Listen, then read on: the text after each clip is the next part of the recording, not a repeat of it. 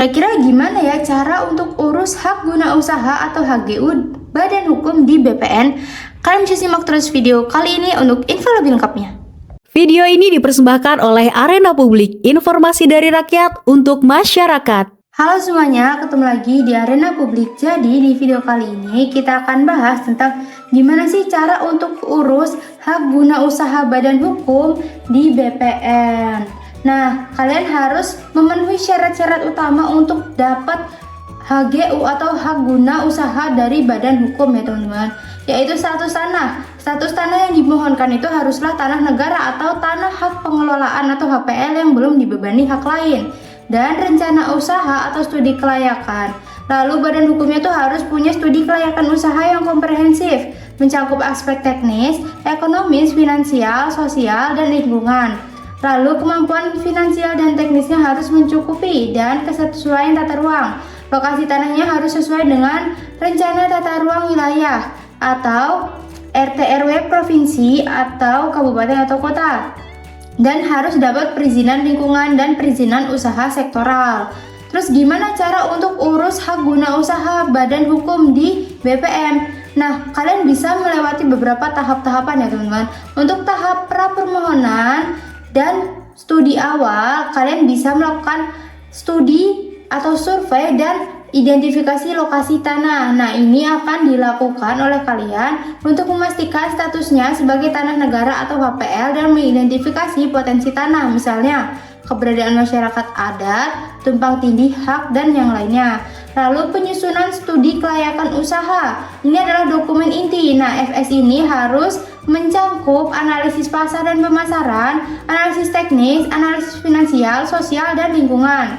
Lalu pengurusan perizinan lingkungan atau AMDAL atau UKL UPL. Lalu rekomendasi tata ruang. Kalian ajukan permohonan rekomendasi kesesuaian tata ruang ke Dinas Tata Ruang atau PUPR setempat. Lalu urus izin-izin usaha sesuai sektor. Nah, setelah itu kalian ke tahap pengajuan permohonan ke BPN. Kalian ajukan surat permohonan HGU ke kantor pertanahan atau BPN terlebih dahulu dan lampirkan semua dokumen yang telah disiapkan di tahap pra pemohonan.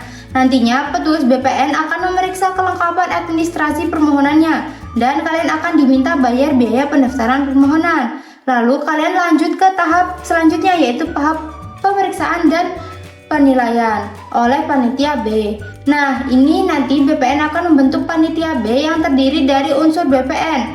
Nah, pemerintah daerah atau Pemda atau kementerian atau lembaga yang terkait dan tim teknis. Lalu panitia ini akan melakukan verifikasi lapangan secara menyeluruh seperti pengukuran batas, identifikasi dan inventaris objek di atas tanah, wawancara dengan masyarakat, pengecekan kesesuaian penggunaan tanah dengan tata ruang, dan verifikasi pelaksanaan kewajiban dan komitmen pemohon. Nah, hasil kerja panitia B ini akan dituangkan dalam berita acara pemeriksaan tanah. Berdasarkan hasil pengukurannya, BPN akan menerbitkan surat ukur untuk bidang tanah yang dimohonkan. Nah, hasil seluruh pemeriksaan dan verifikasi panitia B akan dibahas dalam sidang. Sidang ini akan memutuskan pertimbangan dan saran ke Kepala Kantor Wilayah BPN atau Menteri ATR atau Kepala BPN tentang pemberian HGU. Nah, setelah itu nanti akan ada pertimbangan dari panitia B akan jadi dasar bagi Kepala Kantor Wilayah BPN atau Menteri ATR untuk mengeluarkan surat keputusan pemberian HGU. Persetujuannya juga akan mempertimbangkan aspek keberlanjutan lingkungan, dampak sosial, dan manfaat ekonomi bagi negara dan masyarakat. Kalau permohonannya disetujui, maka diterbitkanlah surat keputusan pemberian HGU. Nah, SK ini adalah dasar hukum utama. Nah, setelah SK-nya terbit, pemohon wajib membayar uang pemasukan yang jumlahnya dihitung berdasarkan nilai tanah dan luasnya, serta penerimaan negara bukan pajak untuk pendaftaran hak.